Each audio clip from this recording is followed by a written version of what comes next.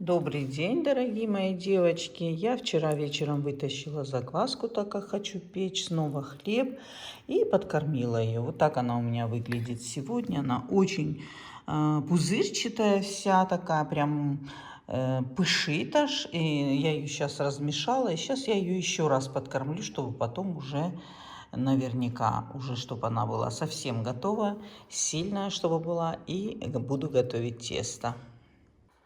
Смотрите, девочки, у меня второй раз уже подошла моя закваска, и все, сейчас я начну запекать. Из нее я не буду делать много хлеба сейчас, я сделаю на 500 грамм муки.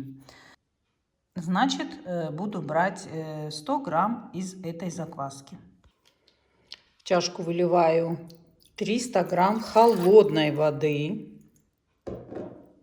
Отмеряю 100 грамм закваски.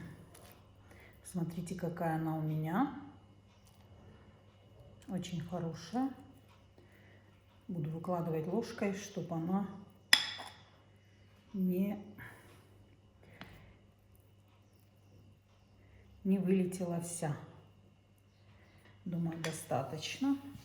Девочки, все, приготовила уже муку, отмерила ее. Здесь у меня 300 грамм белой муки, 100 грамм цельнозерновой муки, вот такой. Здесь протеины 12, здесь протеины. И третья мука у меня вот такая Манитоба. Она тоже считается очень сильной мукой.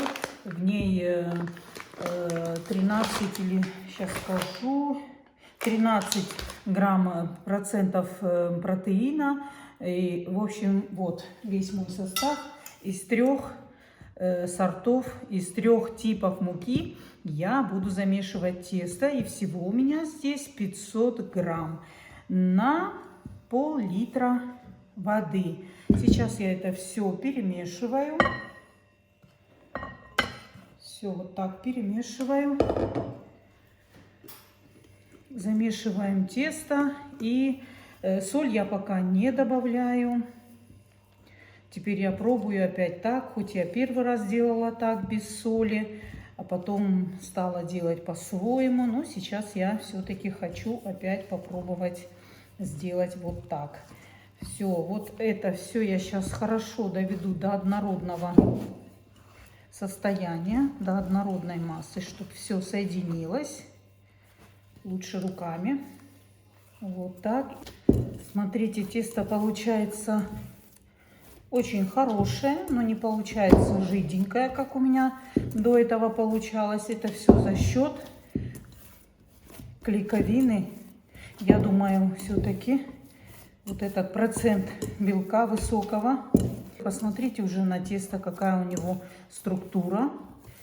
Вот, и все. И я сейчас оставляю это тесто минут на 40 отдохнуть на аутолиз. Так называется этот отдых.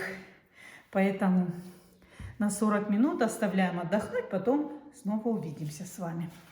Все, девочки, прошло 40 минут. И сейчас я его буду складывать, чтобы оно не прилипало. Вот так слегка подпыляем и выкладываю тесто на стол. Я это буду делать на столе. Мне так будет, наверное, удобнее. Оп. Вот оно тесто. Чтобы оно... Можно добавлять, можно не добавлять. Смотрите по своему тесту, какое оно у вас получится. И сейчас я добавляю соль.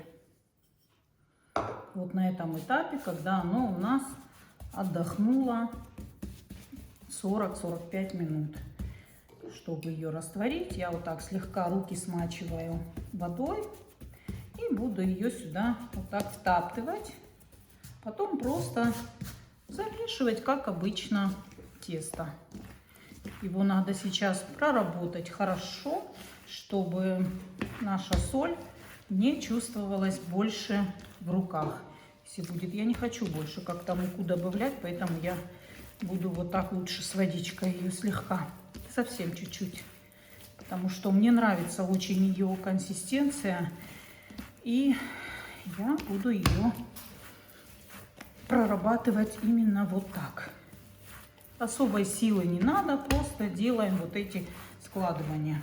Соберу всю муку, которую я тут рассыпала, подсыпала, заодно и соль собрала. Вот так, и все, и буду дальше складывать.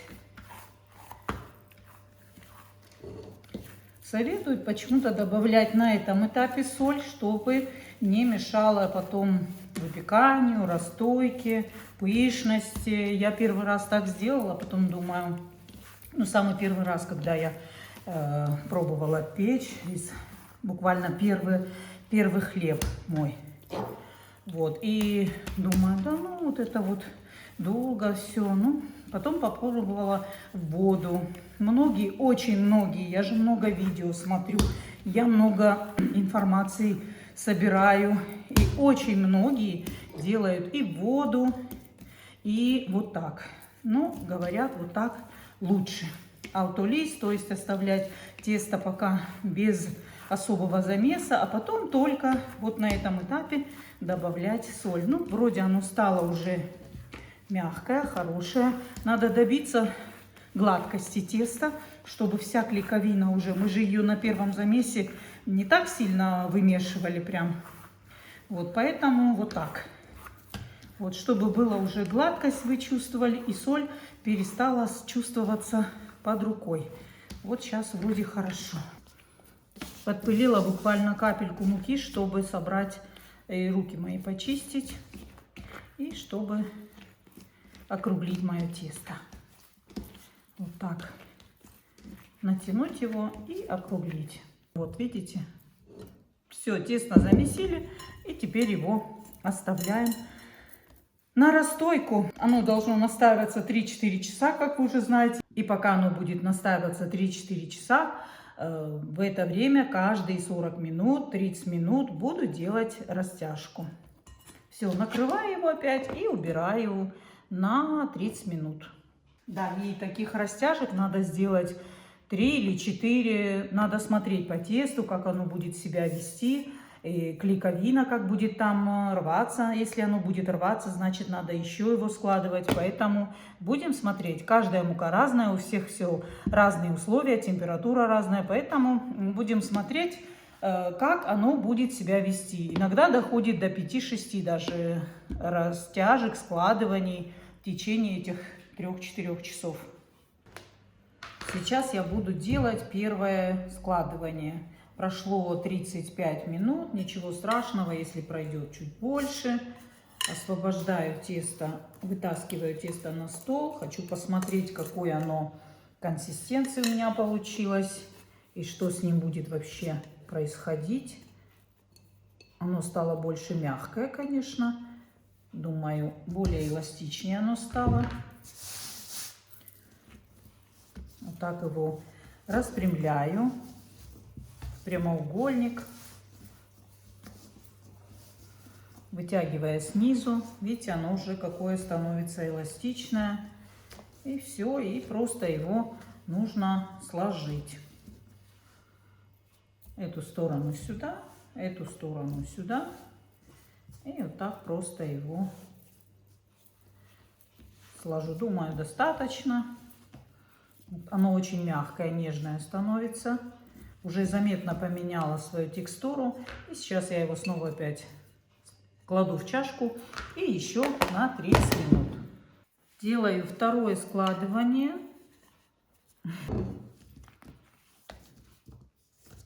Оно становится все более мягкое и мягкое. Слегка беру муку, опять подсыпаю вот так. Не сильно. И продолжаю его точно так же растягивать. Растяну, сделаю из него прямоугольник. Снизу, в сторону, куда оно у меня больше идет. Куда оно у меня больше поддается, да? Вот так растянула, серединку вытянула. Видите, оно какое стало уже? Видите? Смотрите, но оно еще рвется, видите? Это все означает, что нужно его все еще продолжать складывать. Поэтому складываем. сюда, сюда. И точно так же, чтобы вам было видно, повернусь. Точно так же его заворачиваем. Все, сделали гладкую поверхность. Убираем опять в чашку и опять на 30 минут. Ну вот, у нас прошло еще 30 минут, и сейчас мы будем делать третье складывание. Также подпыляю стол немножко мукой, чтобы тесто не прилипало ни к рукам, ни к столу. И опять по той же схеме растягиваю тесто в прямоугольник. И нужно, вот какие пузыречки, смотрите, в тесте уже появляются. И нужно будет его точно так же сложить. Теперь нужно его сложить. Проверим его. Вот оно еще, видите, делает дырочки, поэтому складываем, заворачиваем нашу улиточку и убираем в чашку еще на 30 минут. Еще 30 минут прошло, и у нас четвертое складывание.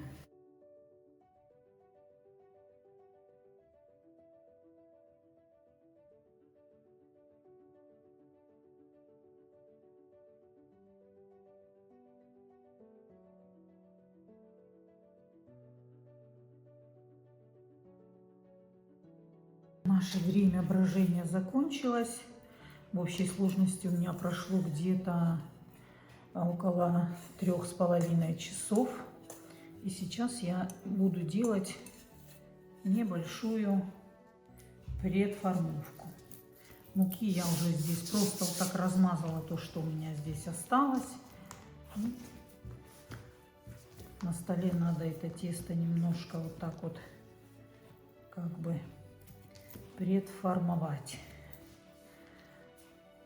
Слегка его вот так просто беру и складываю к серединке. Можно вот так его делать. Итальянцы здесь так делают. Вот так. Раз, раз. Такой кокон из него собирают. Вот так. И все. И собирают его вот опять же в колобок, прокатывая и стягивая его вот так к центру, чтобы он получался такой весь гладенький. Он, конечно, весь очень-очень пузырчатый. Вот так. И оставляю еще на столе минут на 15-20. Сейчас я буду уже отправлять свой хлеб на расстойку в холодильник. И хочу показать вам вот эту форму, как я ее буду подготавливать. Я сняла отсюда чехол, потому что не хочу я тесто делить на две части, так как здесь все-таки 500 грамм муки было. Но получится, видимо, большой хлеб, поэтому я решила убрать вот эту ткань, которая здесь, чтобы занять максимально всю чашку тестом. Но чтобы ее подготовить, ее обязательно нужно слегка сбрызнуть водой, а потом все по поверхности точно так же обсыпать мукой. Иначе все тесто не мукой, а рисовой мукой, ну, немножко смешивая я ее с обычной. Можно просто рисовой мукой, еще будет лучше. Вот так обильно-обильно и обильно ее обдаем со всех сторон. Все, моя форма готова. Вот так она выглядит.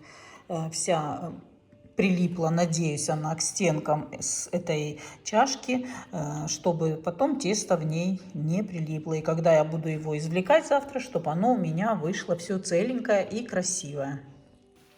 Все, прошло 20 минут у меня. Тесто мое отдохнуло. Если надо, слегка я его сейчас вот так подсыплю. Перевернула тесто и теперь растягиваю его, пока отодвину. Равномерно его растягиваю, чтобы его потом опять уже последний раз сформировать для того, чтобы отправлять на расстойку. Все вот так. Все, конечно, оно покрыто уже пузырями. Все.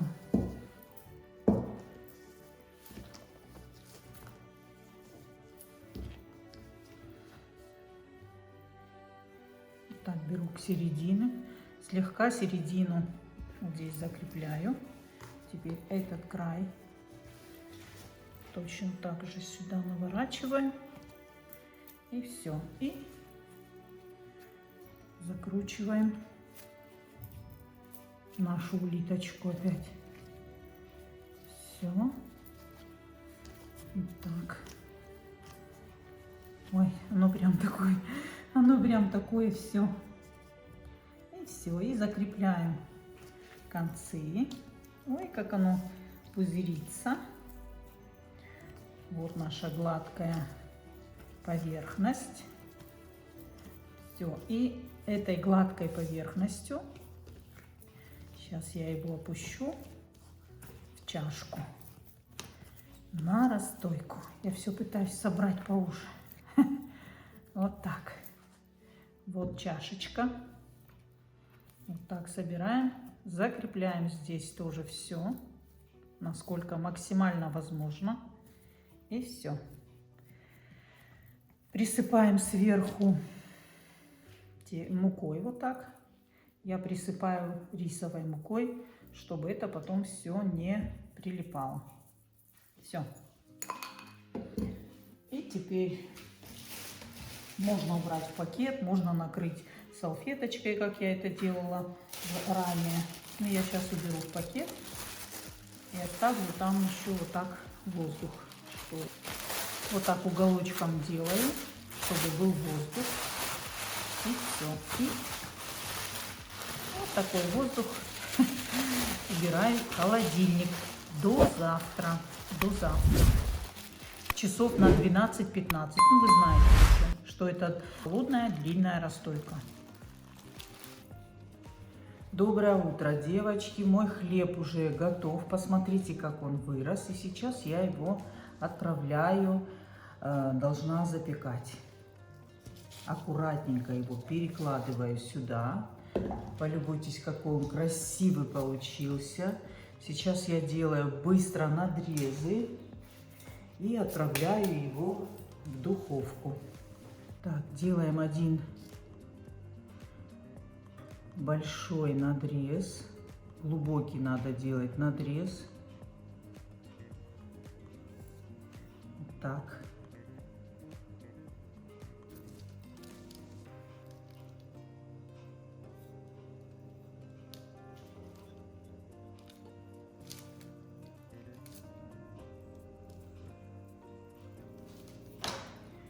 Все. Отправляю запекаться, девочки. Увидимся попозже. Прошло 45 минут. И вот, пожалуйста, полюбуйтесь на мой хлебушек. Какой он у меня получился высокий. Все-таки он у меня уже получается очень даже хорошо. Я довольна. Он пропекся, весь хрустящий. Потом я его порежу и покажу вам обязательно его в разрезе. Вот такой замечательный, ароматный, вкусный хлеб у меня получился. Покажу его вам со всех сторон. Ой, сейчас в одной руке телефон. Вот так он выглядит снизу. Ну, там мука была, я уже не стала ее, все боялась, что быстро передержу его на воздухе. Все-таки, да, пара не хватает в духовке у меня, потому что нету колпака подходящего. Я уже соорудила свою старую сковородку, чтобы в нем испечь. Но я довольна, хорошо. Хорошо получился. Ой, поверну. Вот такой он получился. Красивый, высокий, замечательный. И я вам его сейчас покажу в разрезе тоже. И самый ответственный момент. И я режу хлеб. У меня уже самой нет терпения, он еще теплый, но я его режу. Нож у меня какой-то нехороший, кажется. Так, давайте я возьму другой, потому что тот хлеб, тот нож очень тупой. Ой, ой, какой. С него еще пар идет. С него еще идет пар. Ой, ой, ой, ой, ой, какой хлебушек, какой хлебушек. Да, и я забыла вам сказать, что... Так. О. Полюбуйтесь на эту красоту. Ну, я вот это попробую. Просто посмотрите. Раз, два. Просто, да? Кто молодец? Я молодец. Ну, давайте нарежем его уже. Он еще теплый, конечно, он режется немножко плоховато. Да, девочки, забыла вам сказать, выпекание. Потом нарежу. Ну, самое главное, вы видите уже, да, и структуру хлеба, и как он, посмотрите. Да, такого хлебушка у меня еще не было. Они все получались у меня вкусненькие, но именно такого красивого, легкого, пышного у меня еще не было. Выпекала я его первые 25 минут. Пекла на 250 градусов. В общем, на максимальной 25 минут снизу пар. Потом пар извлекаю и пеку еще 25 минут без пара на 200-180 градусов. Потому что я очень переживала. Он же у меня, видите, какой высокий получился. И поэтому я подержала его на меньшей температуре. И вот такой замечательный, вкусный, ароматный хлебушек у меня получился. Спасибо всем за внимание. И до новых встреч, дорогие мои друзья. Пеките на здоровье, ничего сложного в этом нет. Повторите вот этот рецепт, как я сделала его. Девочки, я знаю, что многие поставили закваску, и чему я очень рада. Я сама только, вот вы знаете, когда я начала его печь, потом мы вместе с вами вывели закваску и продолжаю печь. Теперь это уже вошло в мою привычку. Вот сейчас испекла один хлеб, как будет заканчиваться, испеку точно такой же один хлеб. А то я делала 3, 2 и все никак не могла, то печь не успеваю, то еще что-то. Вот так по одному хлебушку, просто замечательно. Так что пеките, не бойтесь, ничего трудного, сложного в этом нет. Он сам все делает, он сам растет, он сам печется. Вам только надо включить и поставить его. И все. До новых встреч, дорогие мои друзья. Пока-пока.